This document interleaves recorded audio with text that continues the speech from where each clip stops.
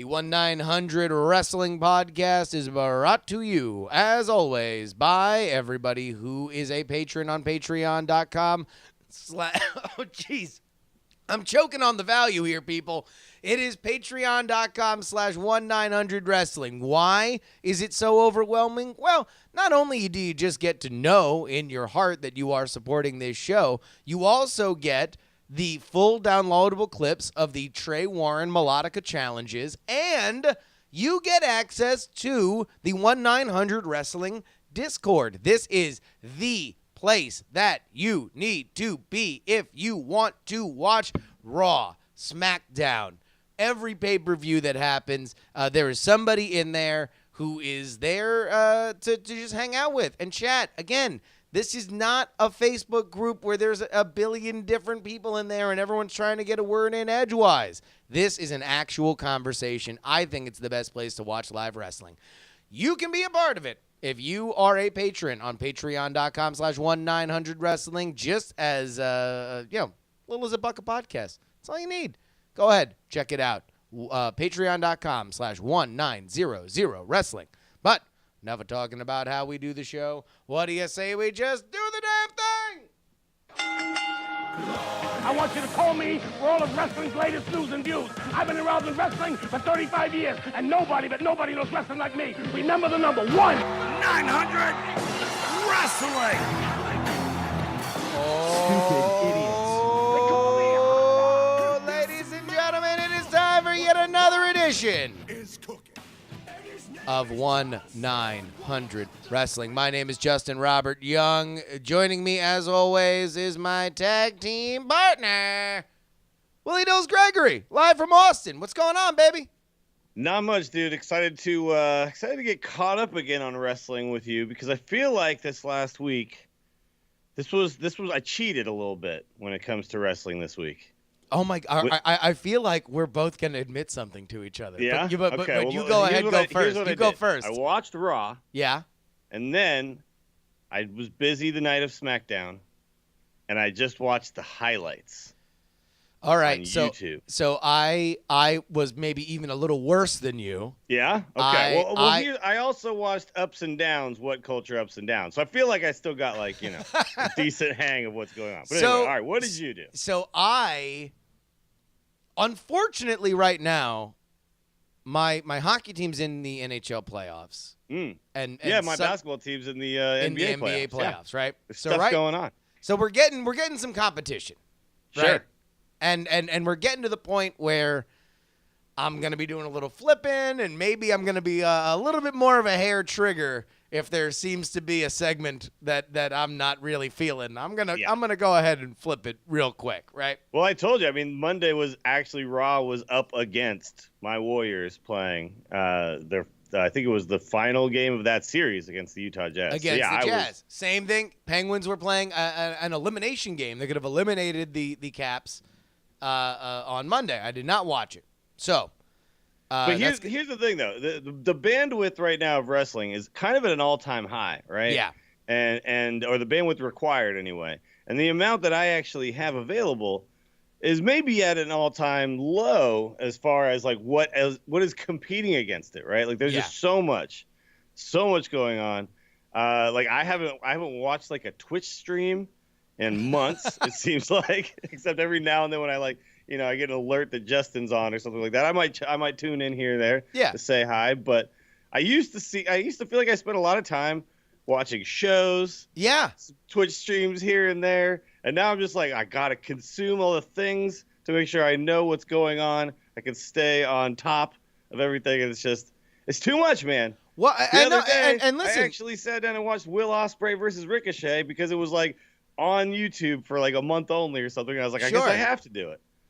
So the thing is, everybody is getting all up in the fact that the ratings for Raw were garbage. Sure. Partly because it was tape delayed, because it took place in London. It wasn't the best show. Say that. It is Raw's kind of a headless horseman right now. They don't have their champion on television, and Braun Strowman, who I don't know if y'all have noticed, has carried 30% of the show for the last since WrestleMania. Yeah. He had one segment where he was written off television because he has an injury. So it's like, look, all we know is Braun Strowman's not finished with anything, But by the way, can you imagine the pop that is going to happen when randomly somebody is backstage and you just hear from off camera, "I'm not finished with you." If they don't bring him back like that, then they are kidding themselves. Yeah, but you're right. Like, Raw's in a little bit of a lull, right? Because you're the champion's not there. Yeah. What's kind of carrying the show right now are some very strange feuds that I think people weren't really kind of expecting coming out of the last pay-per-view, and also, of course, the SmackDown pay-per-view is the one coming up, right? So Raw's kind of they're in the lull anyway, and half the feuds that are there we've seen before. Everything except, and now everything's going to get rejiggered again because now they have to fill the Braun-sized hole and re-flip stuff. But the only fresh feud on Raw leading up to last night was Bray Wyatt, Finn Balor. Other than that, we've seen all those feuds either at the last pay-per-view or at the last SmackDown pay-per-view. And I'll be honest, the Finn Balor Bray Wyatt one isn't making a lot of sense to me right now. So. Well, apparently it's not happening because now they're going to move Finn to make up I was for. Just like, I don't know if I like this. It just kind of felt like they were like, well, I guess we got these two guys that aren't doing anything. They should just fight each other. And it was just kind of, I don't know, just kind of happened. I'm also not a gigantic fan of spooky on spooky. Like save spooky on spooky for SummerSlam, WrestleMania, Survivor Series. Well, think about like Kane versus The Undertaker. But those were both those big guys matches. Built up for years. Yeah. As brothers, and then against other people, and then this kind of like that inevitable eventually. Well, That's no. He debuted against The Undertaker, right? Because sure, but I mean, like the like it just kind of there was a lot of mystique around all of these guys for a long time, and it was kind of like they always had to come back to each other a little bit, right? Like, can't really Finn, and also that's like, okay, is Finn Balor his Bray's brother? No, that's Yet. Was he burned in a fire? Yet. Sure. Okay, you're right. Yet. But yeah, like Finn Balor is like has a weird beginning to his career. Like he came in, then he left, and then he came back, and everyone's like, "We're supposed to love this guy, right?" Okay. Why? All right. Well, here's what we're gonna do. This is kind of a new format. We did a little bit of it last week, but we're trying to do a little bit more of it this week. This is your tour throughout wrestling. Thanks to the 1-900 Wrestling Podcast. Let's go ahead and get this show on the road. Green light. Is Randy Orton happy? This comes to us from Twitter. Randy Orton lit wrestling Twitter on fire this weekend from the road out in Europe. This is for those of you who are not aware of this, who weren't following it, let me give you this recap that I got from Reddit. So apparently, an absolute no-name 24-year-old kid writes a critique of everything indie wrestling does wrong, presented as a match, including the word dive several times, notably ending his paragraph with ... dive. According to his years of accumulated experience and wisdom on his iPhone's notes apps, and he tweets it to Rip Rogers. Rip Rogers then retweets it and does some more old man yells at cloud stuff. Will Ospreay then takes ... dive, turns it into a meme, and makes a t-shirt that he starts selling with ... dive. Randy Orton retweets Rip Rogers' tweet, gets yelled at by Indie Marks. Orton then makes the following sarcastic apology. So here we go. I'm going to read this verbatim. Apparently, the Notes app, Dills, is going over because that is what's happening. That is how wrestling communicates. It's their version of tweet longer or whatever, right? I know. Give us longer tweets. Otherwise, people will keep screenshotting their Notes app, and we will keep finding out that Randy I just Orton like noticing how many people like are have their Bluetooth activated. How many people seem to charge their phone on a regular basis. I know. Randy Orton has a very dangerous 8% right here, and apparently a local SIM card because he has a Denmark 3G connection. All right, so here we go. Sorry to the indie marks, indie guys, and old-timers who do dives who took offense. Just having a good time over a few drinks in Denmark, closing the SmackDown Live tour. Now, Dills, this is where he could have just ended the apology and been done with it, right? It actually sounds like an apology at this point. It does. However, he I mean, continues. not a super sincere one, but in a like no shots have been taken yet. He's just like, hey, you want to know what? Twitter gets I out had of some hand. drinks. I'm just trying to have fun. Yada yada yada. He then goes on though, while beating Raw in making over $5 million in the last 11 shows. That's also actually good. That's just good data. Like that's cool. I didn't know that SmackDown Live was doing better than Raw in the European market. Now I know that to some, that doesn't equate to standing room only crowd of 150 people paying $8 at an armory somewhere. But in the big boy world, that's called putting asses in seats. So enjoy your flips, dives, and 20 super kicks per match. To each their own. I will go, quote, dive back into my 13th title run and get ready to, quote unquote, flip when my bank statement comes this month. He then puts his exclamation point on it by adding ... headlock. Is Randy Orton happy as a human, do you think? Well, do we want Randy Orton happy? I like an angry Randy Orton personally. Well, I guess I don't think he's necessarily angry. I just like are those the actions of a man with a content soul who is happy with his career? No, they aren't. But I will say this though. There is a certain sense of defensiveness amongst people who are career WWE guys right now, because I think there's a lot of love for the indie darlings. Yes. And the crowd's popping for guys who've never had a match in WWE, and it's kind of funny how they're integrating a little bit into the storyline. Like the Shinsuke feud is similar to this. Yeah. Is heavy on this. Exactly. I mean, he's the whole point Dolph Ziggler made was that he hasn't even had a match, and everyone's singing along to his theme song, and oh my God, we love him. Like all he's done is like point his fingers a little bit and do some freaky moves, right? That's all he's done so far. Yeah. On SmackDown. So, and it's like kind of being now used against you, but here's now like the real life. This has got to be something they're actually talking about, right? And now there's like kind of a faction being built, which is like people who like the indies, and then people who think they're stupid because of all the flippy shit and like, yeah. So have you read the actual thing the kid wrote? Yeah, the Rip Rogers what he retweeted was it was basically a walkthrough of a typical indie match, and so it was like it's kind of true. There's some truth to it. Oh sure, it is accurate parody.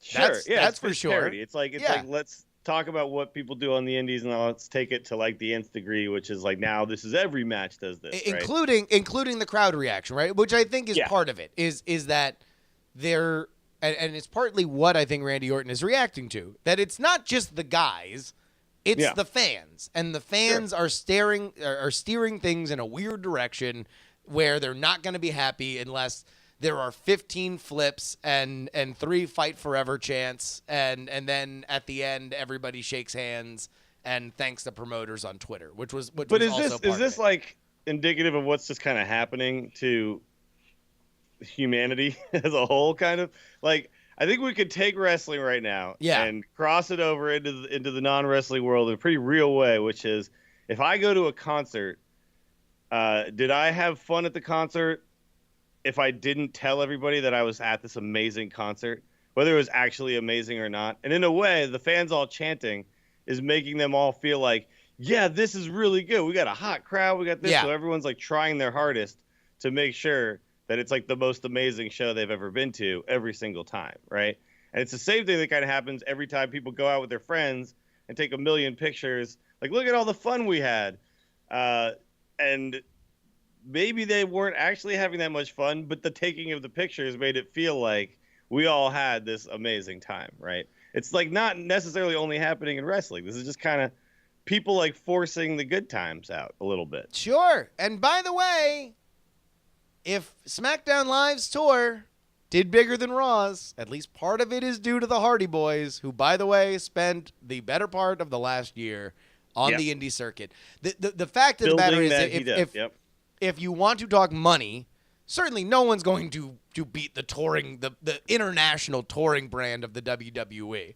Although, as much as Randy Orton certainly deserves credit for how much that he's put in his very long career, people are going to see the WWE, not necessarily the people that are on the card, right? They are there to see the brand, and that brand is built like that specifically. But indie money right now is higher than it seemingly has ever been. So everyone's doing something right. But Dills, let's talk about something a little bit more focused. Obviously, that's very drama heavy. Let's get into something a little bit more wrestling focused. Green light. Do you think that Katy Perry should be taken to wrestler's court for stealing Miley Cyrus's gimmick? This is a shout out to the Marky Smark on Twitter. She pointed this out. This is Katy Perry's new look, and this is Miley Cyrus's. Do you think that the Undertaker needs to rule in wrestler's court on gimmick infringement? We need a wrestler's court here. Yeah. Yeah. I mean, look, there's a lot of infringement of gimmicks going on across wrestling and non-wrestling. As long as she doesn't start singing, they both got albums as long as she doesn't out. start sucking fake penises on her tour, I think we'll be fine. Do you think that as long as her dad doesn't come out and pretend he wrote "Achy Breaky Heart," I think we'll be okay here. They do both have albums coming out, though. Okay, well, it's a natural feud then. Who's the heel here? It's got to be Miley Cyrus, right? I mean, Miley Cyrus people are now heel. also saying. By the way, if you are only listening to this on podcast, they both have short bleach blonde kind of a pixie cut sort of haircuts now, which is what we're pointing out. You can of course watch the YouTube version of this, youtube.com/Justin. Katie comes Robert Young. into her show swinging on a wrecking ball, then we've got a problem, right? People are also pointing out that maybe like this is also we're forgetting that Scarlett Johansson had this look as well. So maybe this is a three-way where Scarlett Johansson's got to drop one of those blues album again, and we can see who really is the owner of the haircut. There's been some feuds in the music industry among the women. They're beefing. They're going at each other. All right, Nicki so Minaj had a whole thing. Fantasy book this feud then.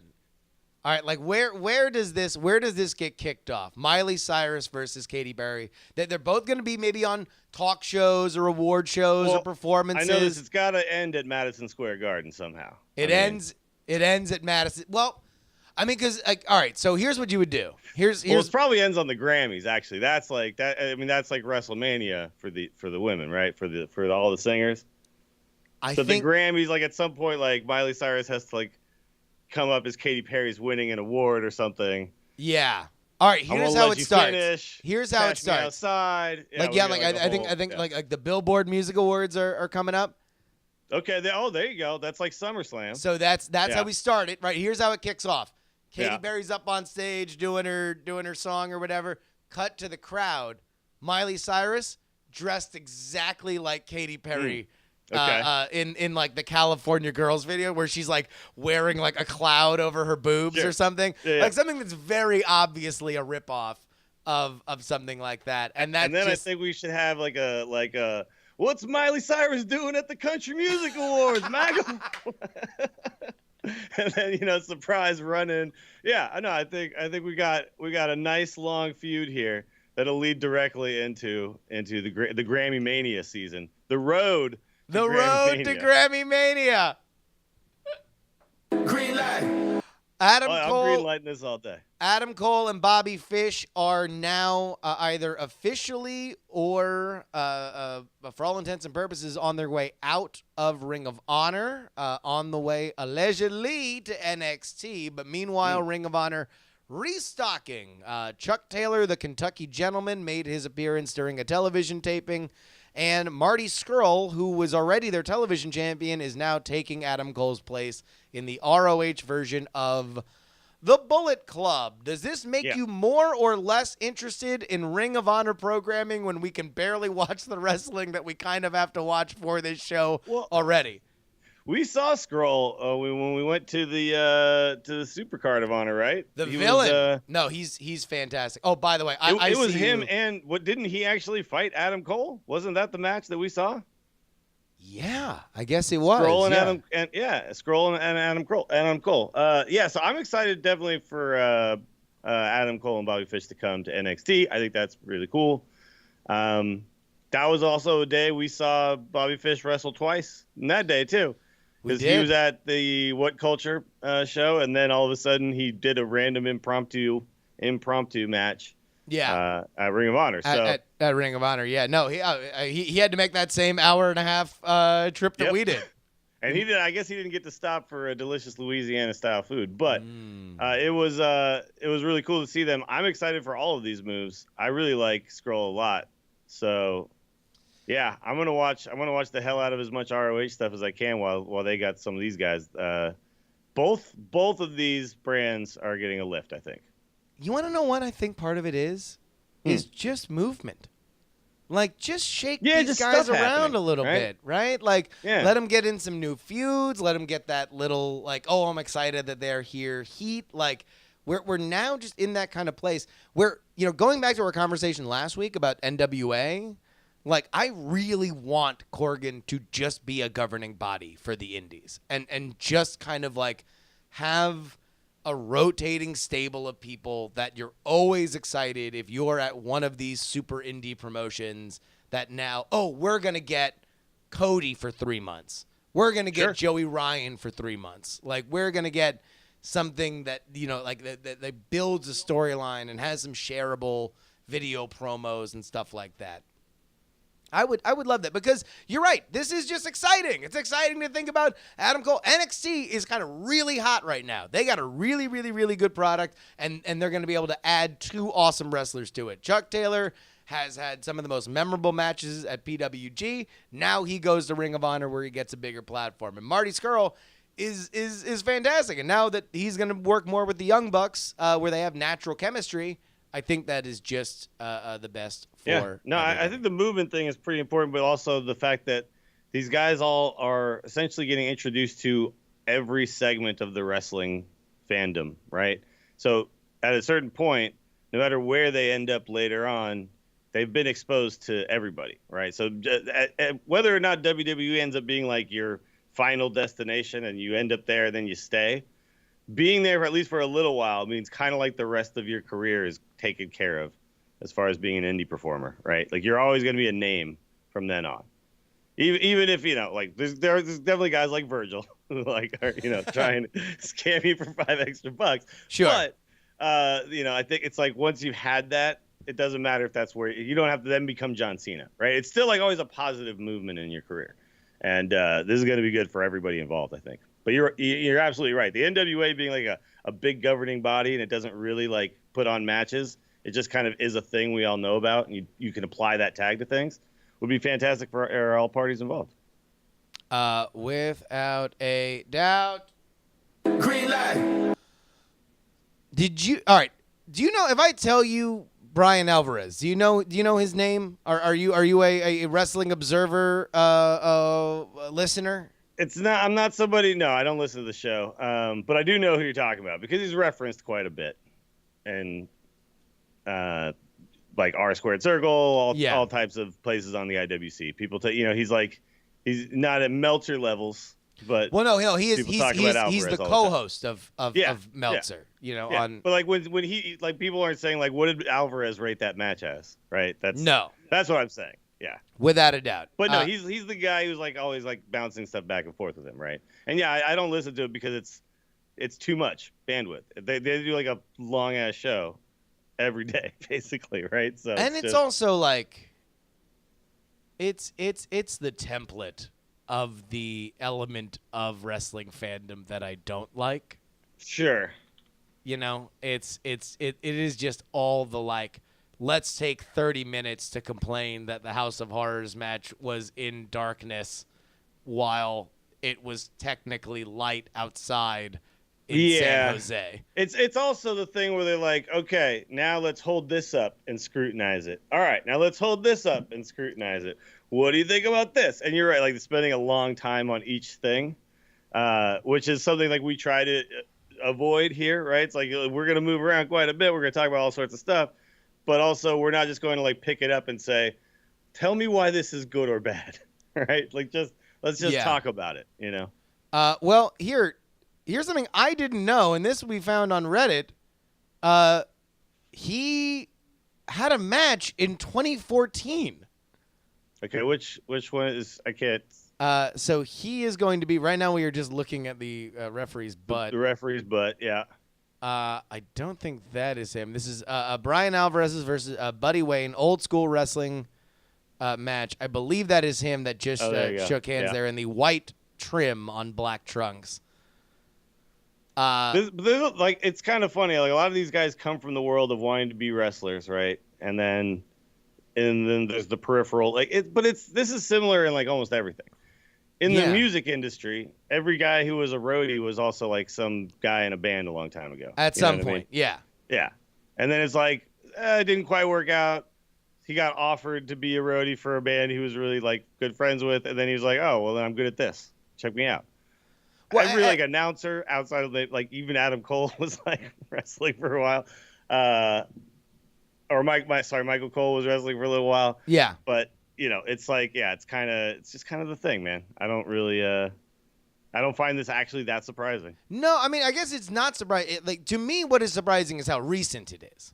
That it's 2014. I mean, but why is he still not doing stuff? I mean, he's got a name people know. Like you said, who is he? I know his name. I don't know like the ins and outs of his life and like his latest opinion on whatever, but I know, who. Like if he was on a poster, I'd be like, oh yeah, I know that guy. I've heard of that guy. I mean, he almost. I'll tell you what, it's almost the time that he should be wrestling right now, right? Sure. Because he can just rile people up on his podcast and then say, hey, come see me. I'm going to fight the champion in this town. And people would go see him. I mean, listen, like we've been to shows where Dave Meltzer's there. Have we been to a show where Dave Meltzer's there? I've been to two shows where Dave Meltzer was in the crowd. So no, I wasn't. You have not. Show then. When you are in a crowd with Dave Meltzer is the most popular person in that crowd. Well, at an indie I guess show. Actually there might have he wasn't like announced as being at What Culture, but I saw like they were talking to him at backstage at something on that same trip. Yeah. So maybe he was there. No, I ran into him at NXT in San Jose, took a selfie with him. Very nice guy. He was at the ROH show when WrestleMania was in San Jose. And he was people gather around him. Somebody, I think it was on the We Watch Wrestling podcast, they were saying at Bola last year, the match that he ranked 5 stars, if at the end of that match he just would have raised 5 fingers up in the air, it would have been the biggest pop of the night. Sure. Like, these guys are huge. I'm saying, Alvarez, get in the ring, man. Get in the ring. This is your time, baby. The monoculture has shattered. You are a king. Get that money. Green light. By the way, do you think he has the experience where everywhere he goes, everyone gathers around him and expects him to be putting on a show? Meltzer. That everybody like that, wants right? his opinion on stuff? Like, it's just a bunch of people kind of standing around waiting for him to like talk about something so they can hear some insights, I can only imagine. It's got to be like that. It's got to be a little bit awkward, right? Although the part of it is that he doesn't exactly have like a broadcaster's cadence, So I think that probably works against him. That people more want to go talk to him because he sounds so natural in the medium that they consume. So he's like an expert who got into broadcasting because of expertise, not necessarily a broadcaster who then, got tied into wrestling and was like, okay, well then I'll get into wrestling. Like there's like 2 types of broadcasters in the world. And you can always tell the difference between the 2 of them based on how they talk. And there is the broadcaster, the Bryant Gumbels of the world. Yes. Who are like, they just, whatever, what do you want me to broadcast about? I got you. Yeah. And then there's like, the ex-NBA player that now is talking about, he's pretending to be a broadcaster. Exactly. Yeah. And he's that. Meltzer is kind of like that, right? Speaking of ROH, at War of the Worlds this weekend, a co-promotion between New Japan Pro Wrestling and Ring of Honor, it was announced that New Japan Pro Wrestling has debuted the United States IWGP Championship. I got a couple questions on this. This is how it looks. It's a good-looking belt. Here's my first one, though, Dills. Does this make it more or less likely that Kenny Omega will ever be an IWGP heavyweight champion? Because you got to figure a belt like this. They want to put on somebody who can do American press. They want, more or less likely. I actually don't think that this affects that possibility at all. I think that is like that. I think Kenny Omega is 100% going to be the champion, like the heavyweight champion, before he leaves there. I think that he stayed there because that is like the end goal that has not been achieved that's what yet, right? that's his goal. I'm just saying, man, like you can put Naito up there. Naito in that Naito versus Okada could very much be the Wrestle Kingdom thing with Kenny Omega defending the United States Championship against Cody Rhodes to get out to all the whites. It's if they treat it at all like they treat the U.S. title in WWE, no American will ever win it. No. Right? Like it will always be a Japanese guy or somebody from, a Mexican wrestler or something like that. But I really think Kenny Omega is like just kind of destined to actually have that heavyweight title at some point. And then here's where you could go with it, though. Then he could like kind of transition it to either giving it to Naito, who then now goes and has a big program with Okada for the next few years. Their feuds last years, though, not like a couple pay-per-views, right? So whether Kenny Omega wins and loses at this next one doesn't necessarily even mean that he's out of that picture. You know what I mean? But I'm really excited to see if they actually let him have the title now. Here's all I'm saying. Number one, you can't put this in the same league with the WWE US title or the NWA or WCW United States title because, like, that was their version, the NWA WCW version of the Intercontinental title. It was just the sub belt to get you to the big belt. This is more akin to WWE's UK Championship, where they want people that connect with that local audience to hold it. To me, absolutely. There are only absolutely two correct. people. Yeah. There are two people that would mean the most holding that title. And that is Cody Rhodes and Kenny Omega. And right now, that's it, and that's all. And they are going to try to build up the United States as a territory for them. So, I don't know. I wouldn't be shocked. Wouldn't be shocked if it winds up going to Omega sooner rather than later. Well, who do we know? Have they announced at all how they're going to decide who their initial champion is? I believe it is going to be at those Long Beach shows, but I don't know how. Okay, so there's not like a battle royal or some sort of a tournament or anything. We haven't heard anything about that. Okay. Well, I mean, how it starts doesn't necessarily mean that much, to be honest, because you got to put it on somebody, right? And then you kind of take it from there. But tourney in Rio. Yeah, okay. There's a tournament. All right, tournament. A perfect way to decide who the initial champion is. I'm saying. Oh, Jay Lethal is going to be in the tournament, so it will be ROH guys as well. That's a name. Yeah, he could. Lethal could. I mean, if it looks more and more likely that he's not going to the WWE. Green light. Speaking of the WWE, Dills, who's going to be further up on the SummerSlam card? Rusev, who is now beginning to interject himself beginning this week on WWE television, or the Maharaja, Jinder Mahal? So, weirdly enough, I think it's got to be Jinder Mahal. You think Jinder Mahal? Well, number one, if, according to how this goes, Rusev is demanding a title shot at Money in the Bank, SmackDown pay-per-view, right? Yeah. At Backlash, Jinder faces Randy Orton. So, we could see Jinder versus Rusev for the WWE title at Money in the Bank should Jinder win. So you are saying that in that match, Jinder Mahal will defeat a returning, rebooted Rusev in his first match. Well, does Rusev come back as a face? Do you think? What was that? I mean, most of the time when people come back from like an absence, their face just kind of by default, right? Sure. Uh, He's going to get cheered. Rusev will get Sure. cheered. I think though the weirdest thing about all this is that there may have been a little bit of WWE writing that was kind of like, well, what do we do with Randy right now? Okay, we could just have him go against Jinder for now, and then that'll give us a little bit of time to set up like whatever the next thing is for this title run. And then Jinder like actually got a lot of heat and is just getting a huge reaction all of a sudden. And maybe it's the physique, and maybe it's that he's just gotten better. Maybe it's just the fact they actually gave him a mic and let him do some stuff. Yeah. But he's actually kind of gotten over as a heel, man. Like, I'm kind of surprised at how well I think he's working. great. Yeah. Yeah. And those matches are he's still kind of Jinder. It's a lot of like knees and punches and stuff. And there's not, but he sells pretty good.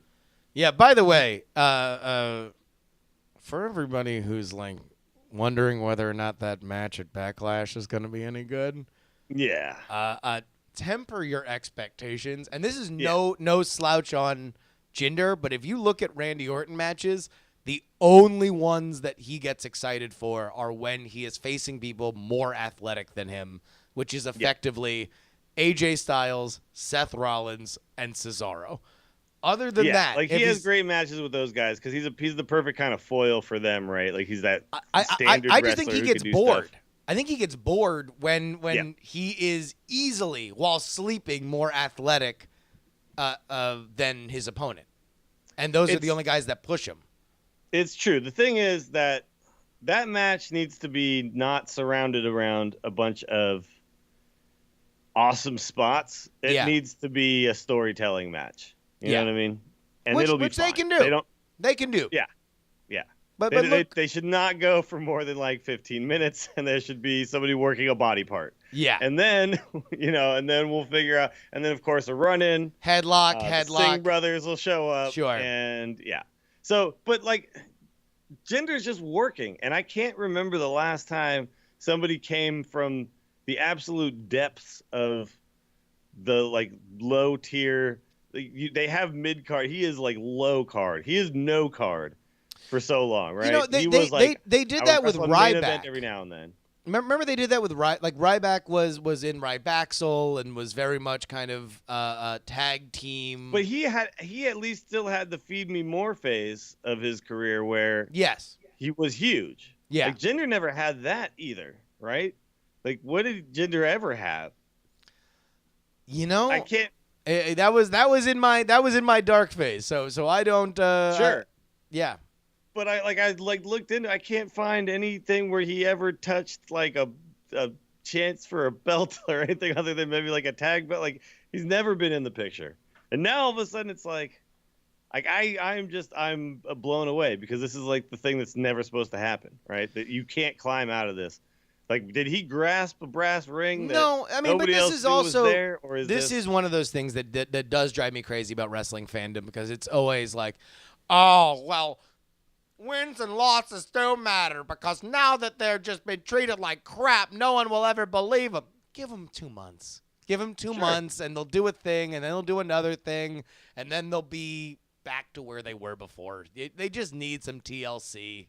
That's it. That's I think the very good point because I do hear that same thing all the time that. And like people say that about like Dolph Ziggler now, like, we'll never care about Dolph Ziggler again. It's like, no, dude, Dolph Ziggler goes on a hot streak. Everyone cares about Dolph Ziggler again. Like, it's fine. You can't have everybody be at the top of the card all the time, even if you like them all, right? Yeah. And so you can have ebbs and flows in your wrestling career, and we're in a super a heavy flow period here for Jinder. Oh, so, right now I'm very excited about it, and I don't want it to just be like, and then Randy Orton squashes him and it's over, because that would actually make me kind of sad at this point. That has not been SmackDown's MO though. Right? Yeah, you're right. And, because they've listen, actually made him feel very much like I believe he could win, dude. James Ellsworth still has a prominent role on television, and if there was ever a guy that they could just say, hey, you want to know what? We got the best out of you. We used every part of the Buffalo. Thank you for your service. You turned heel on Dean, and that's it. He's that guy. But instead, he's still, I think, a fairly entertaining part of television. But by the way, can I just tell people in chat who are, and I know the joke about gender right now is what he's doing behind the scenes. He can't be, look, the secret is consistency, and I believe him. I mean, nobody diets. Nobody diets like he does. Nobody diets like Jinder Mahal. No, man. He's out dieting and out working everybody. He also said he became straight edge, so no more alcohol. I mean, he's got. I think what he's doing too is he's taking a sing boy in each hand and he's just powerlifting them at all times. Or sing brothers. Sorry, they're not boys anymore. They're brothers. Okay. No, they are brothers. Speaking of dieting. One of the competitors at Backlash will be a United Kingdom title match between Tyler Bate and Pete Dunne. If Pete Dunne worked at a fast food restaurant, which restaurant do you think it would be? Like, that's the face that's looking at you right there across the counter. What fast food restaurant are you at right now? I think he's the guy who. Or no. Sorry, it's not Backlash. It's NXT. My bad. Yeah. He's gonna be at a takeover, right? Yeah. I think he's the guy who's like the manager who suddenly hasn't rung you up in a long time, and now he's in front of you because they're understaffed. And he's at the McDonald's and he doesn't really know how to do it, but he's trying really hard. That's great. Yes, no, totally. He's the manager because you've asked for ketchup packets, and that frustrated the 14-year-old behind the counter, and so now that's the face that comes up to you and is like, what do you want? Ketchup packets? And it's definitely, I think it's a Mickey D's. I think he works at a Mickey D's. You think it's Mickey D's? We're getting a lot of Jack in the Box, White Castle, I was Church's trying to Chicken. think of like some other whatever. No, he works at Mickey D's, dude. Like I was gonna say like a P. Terry's, which is a local fast food. No, it's not. So you're saying that's the face of a man who gets stuff done. He might not be the most agreeable, but he gets the job done. No, yeah. You'll get your ketchup packets. They may be a little squished, but you'll get them. Oh, do you think maybe in Arby's? Maybe in Arby's. Do you think he tries to power handshake the ketchup packets in your hands? Yeah, exactly. Here you go. He's got to assert dominance, Everything he does in power. We know that. He is full of power. In an interview this week, Kurt Angle compared Neville to Rey Mysterio and his ability to move up from the cruiserweight scene into the heavyweight scene because he has such a great look and he's such a good talker. So if Neville is Rey Mysterio, who would be his Eddie Guerrero, the guy that could really create an insanely hot blood feud with him that really elevates really elevates the act? Like Neville into that heavyweight division. I think there's lots of choices, honestly. It depends on if they want him to. Because if you're comparing to Rey Mysterio, you're talking about somebody who's like a super baby face though for a long time, right? I mean, I always kind of maybe he was a heel during portions where I wasn't paying as much attention. Oh but God, no! He was like, dude. Have you ever watched any of the last gasp years of WCW? Kind of. I mean, I was around for the Monday Night Wars, but yeah. This was. I think I followed the herd and was like, oh, WWE. There is some absolutely horrendous Rey Mysterio maskless wearing like the devil horns that you'd get at a Renaissance fair. Yeah. Oh, Jesus. Horrifying. Total shit. I think could work really well with Neville is Kevin Owens. I think Kevin but the thing is again, it's like, does Neville become a face to make this feud happen? Does Owens? I mean, he's the face of America, but I think he's a big guy who can actually move pretty good, and I could believe that they would have some really amazing matches. But I don't know if that's really the guy to get him over. Oh God. Dude, that hair is awful too. When your hair is like really thin and short like that, you Yeah. do not grease it. You Don't. can't. You can't grease it. Although, by the way, good-looking guy, Rey Mysterio. Sure, absolutely. Is he still going? I remember he was like still doing a bunch of stuff, but people always talk about how bad his knees are. Yeah, I don't know how often he's working, but I know he had a bit of a problem getting his money out of AAA. I think that was the last thing I heard from him. Oh, really? Okay. Yeah, you want to know what? I'm with you on Kevin Owens. I wonder, I almost wonder if it's not somebody meaner than him. Because I think right now what's worked for Neville, what's kind of revitalized his career is how vicious he is, which can work as a face if you have somebody that is such a dick that it really requires somebody who is just ruthless to unseat him. So I'll tell you what. You want to know who I would say? The manager of Arby's, Pete Dunne. Yeah. Okay. I feel like Pete Dunne is somebody that younger, snottier, is snide in a way that Neville for his anger now he's still earnest. You don't really see him as like, yeah, he thinks he's the best, but it's because he kind of is.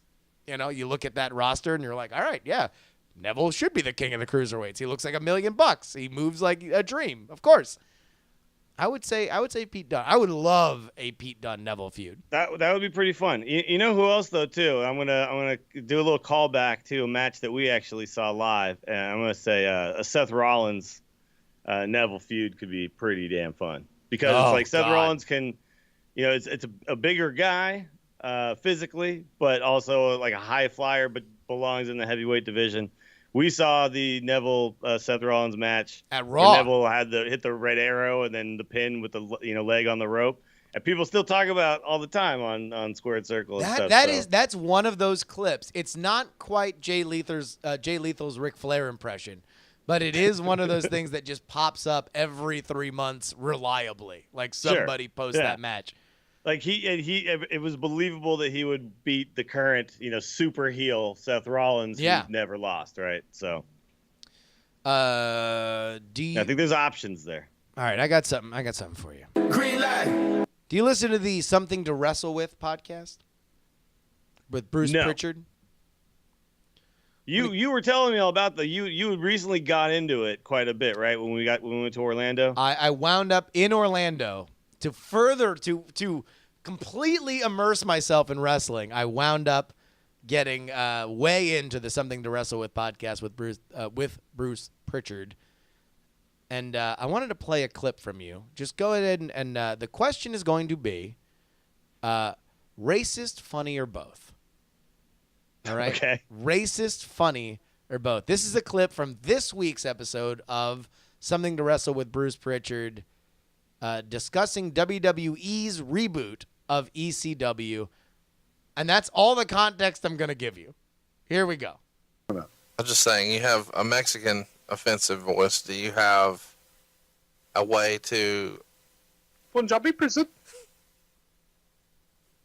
You go to Punjabi jail. Do you know how we came up with the Punjabi prison match? Here, wait. Let me skip it ahead just a little bit. Fucking Indian food. I go down to Cuisine of India at least once a month, man. And I get the buffet. And sometimes you just set the motherfucker up and go, oh. Ah, man. I think I botched this. It was just before he sings the Big Boss Man theme in his Punjabi voice. I mean, feels racist. I will put it at the end. Funny, racist, or both. Big shout out to Conrad Thompson and the Something to Wrestle With podcast. I did F up. I F'd up the clip. I didn't just let it go because I thought it was going to get too long. I think, well, okay. I'm not a person who takes necessarily offense to any kind of stuff, but I'm also white. Sure. So it's not my place to really decide that something's offensive to, but I think it's funny, but Yeah, I'm only making that judgment for me. So you are you saying may find it personally, totally offensive, and I respect you are your, not your stamping decision. it. You are not stamping it as not racist for the world. You No, are no, processing no. internal paperwork that says not racist for me. I am not enraged right now. In fact, I kind of laughed a little bit. I Here's the thing, though. It's clearly like part of I could tell it's like part of like, oh, wouldn't this be funny? And then just kind of a thing that you did, right? No. Listen, so maybe it is, not the most well thought out bit in the world. No, listen. It in the context of their show, it's very, very funny. I am intentionally playing it out of context to just see how it plays. But see, I've done enough radio shows to understand that like you could pull something from a moment and it makes no sense. There are as many moments in every podcast that I have done over the last 7 years, especially Night Attack and the after shows that are on the internet right now. As many stars in the sky are there moments that you could isolate and end any career I have. Like, it just happens. If you're doing a certain kind of humor. You go down rabbit holes, right? Yes. And then that rabbit hole suddenly leads to another rabbit hole. And next thing you know, you're 5 rabbit holes deep. And nobody understands how we got here. But it makes sense then. Yeah. So I'm sure there was Big Boss Man rabbit hole. There was something about gender going on. There was ECW things happening. Yeah. There was lots and lots of different things going on. And then this all kind of made sense. Somebody get me that clip. Somebody get me the time code of exactly where he starts singing the Big Boss Man thing, because I do want to play that. We'll play that by the end of the episode. I just got to listen to the actual Big Boss Man theme song now. I'm just going to put it on. Dills, who is the prettier sleeper? Now, that's not a question that I hear every day. Is it? Apparently, you know that there's there's a gram war on right now? All right. The gram war is between AJ Styles and Charlotte Flair. I believe it started because AJ Styles posted this photo of Charlotte Flair. For those of you only listening, this is Charlotte Flair, I believe, on the bus, because on the European tours, everybody travels together on buses as opposed to getting rental cars and stuff like that like they normally do for domestic travel.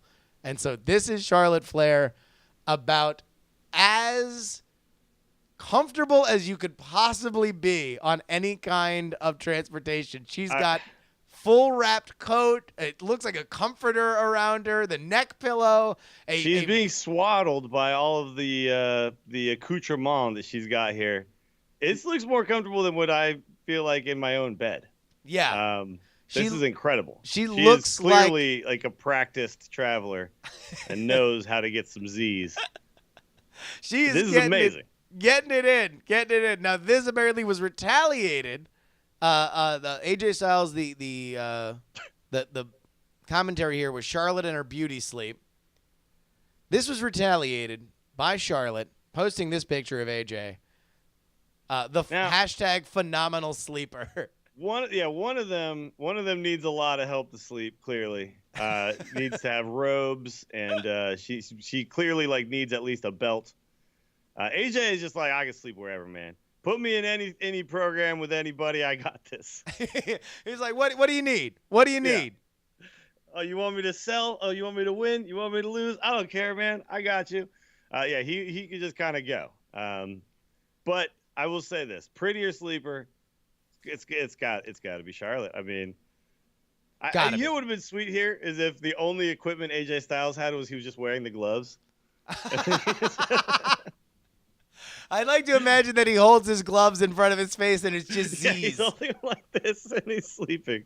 Yeah, that'd be fantastic. Hey, speaking of everybody traveling on the road, I think I've got a story. Maybe we should, if we were to ever take our time on a story, we should maybe go discuss and go through the plane ride from hell, which I'm not sure if you've ever heard of. Oh God, yeah, oh totally. No, that's. Yeah, I found the story recently because it's another thing that kind of pops up from time to time. Oh yeah, on Squared Circle. But I read through and watched the videos of like X-Pac giving the interview about it and everything. We should maybe have an episode where we talk through a bunch of that, maybe even reenact some of the scenes. Reenacting? Oh, yeah. No, because there's like 4 or 5 different things that are going on at once. It's kind of insane that they're like, oh, all this happened on one plane ride. And you're like, no, one of those things happened, and then everybody sat down, right? No. More stuff kept happening. All of it happened at once, apparently, at the same time. Yeah. All right, here's Bruce Pritchard singing the Big Boss Man theme. Always right. I think they did, as a matter of fact, but at least we didn't make him like the Punjabi big boss man. When you come calling down to Punjab, India, you better look around. You better think twice. I give you a hard time. Talking hard pipe. Oh, I can't breathe. Oh, this is our best show ever. Big shout out to Conrad Thompson and Bruce Pritchard. I think that they right now hold the heavyweight championship for wrestling podcast. Love what they do over there. So all praise to them. We did have one more clip, and this was about AJ Styles. So let's stay on the AJ Styles train. This is what he said about skipping NXT. Let's go ahead and take a look at that. Big shout out to Inside the Ropes for this clip. I know that I didn't go through NXT. I understand that. But the learning curve is very steep, and you better learn very quickly if you're able to bypass NXT. That's why it's so important. I've said this to Triple H that they need to go to NXT.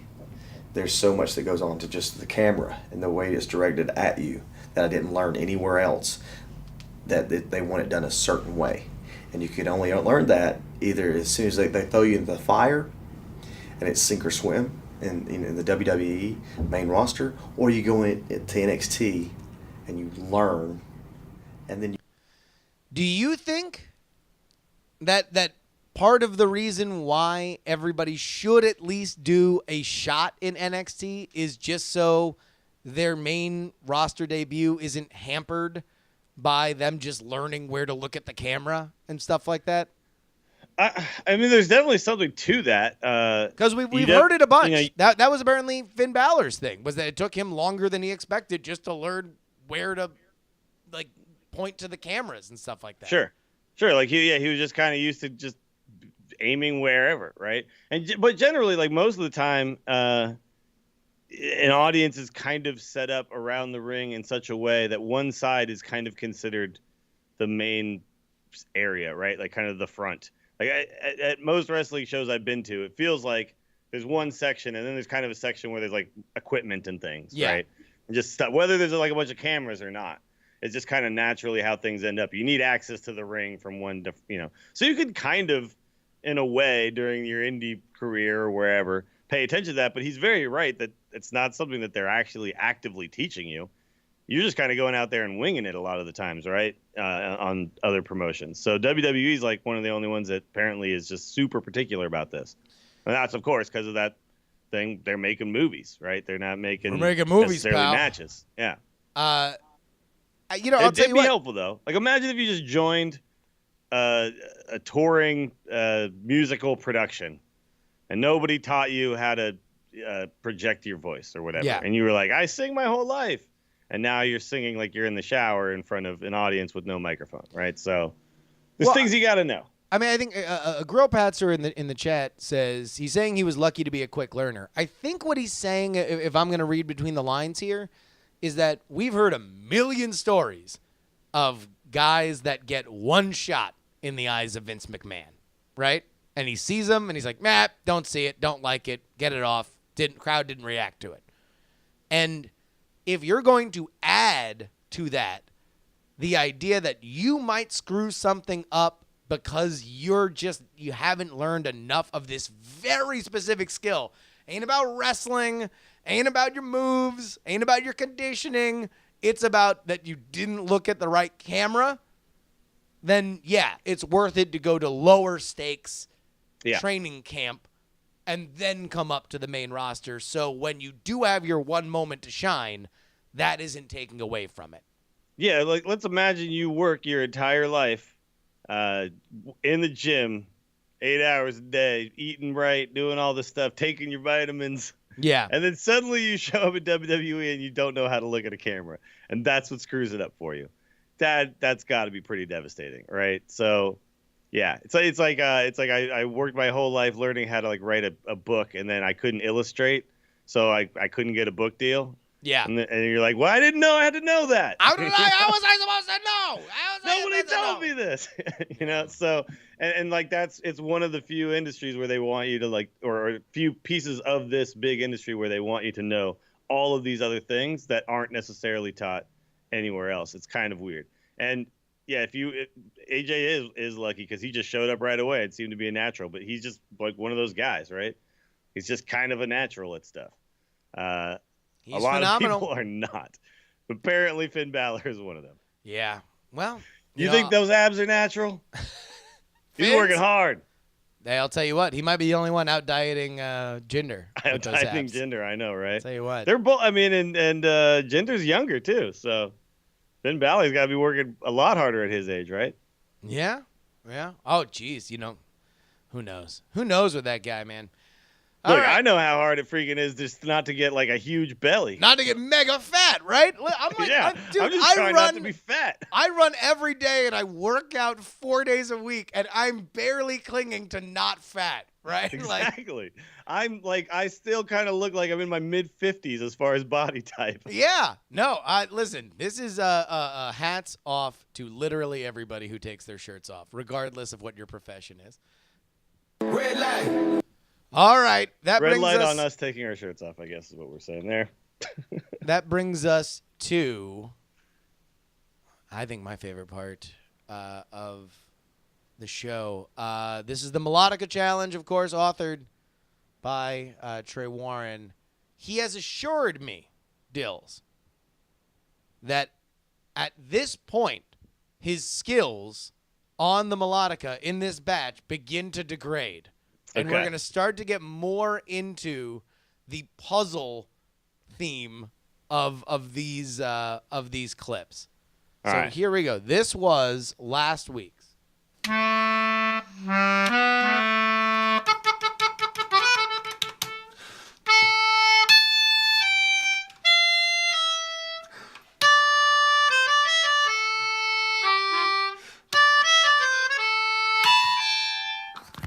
Now, obviously, we all know it's Shinsuke, but Shinsuke. another thing about it too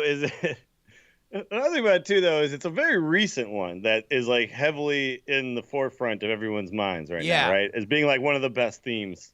So the other thing that Trey could do is maybe pull from the past a little bit, and it might be a little bit tougher. Whether the quality is as top notch as that one was, or not. But so I guess what Trey was trying to tell you is he's in the Dolph Ziggler portion of his career. Like he doesn't have it anymore, is what we're about to find. Can't win the big one. I don't know for sure. Okay.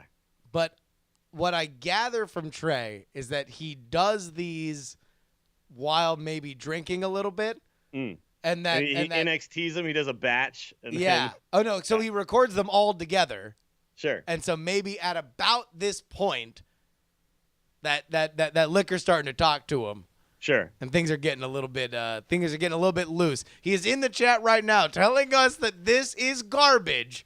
Here we go. This right. is the Melodica Challenge.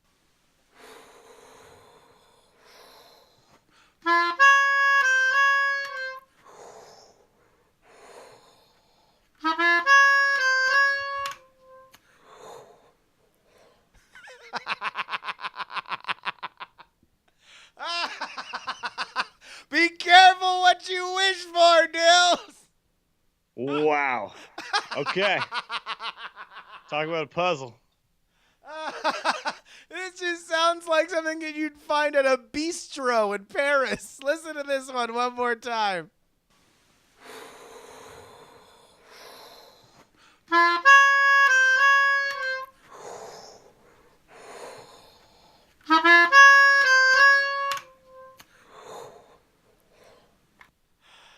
All right. right, folks. If you know what this is, go ahead and reply at Willie Dills and at Justin R. Young. If you can pick this one up, if you want to know the answer, we are posting not only that, but also the downloadable clip so you can have this for your very self on our Patreon, patreon.com/1900 wrestling. We wanted them less coherent, Dills.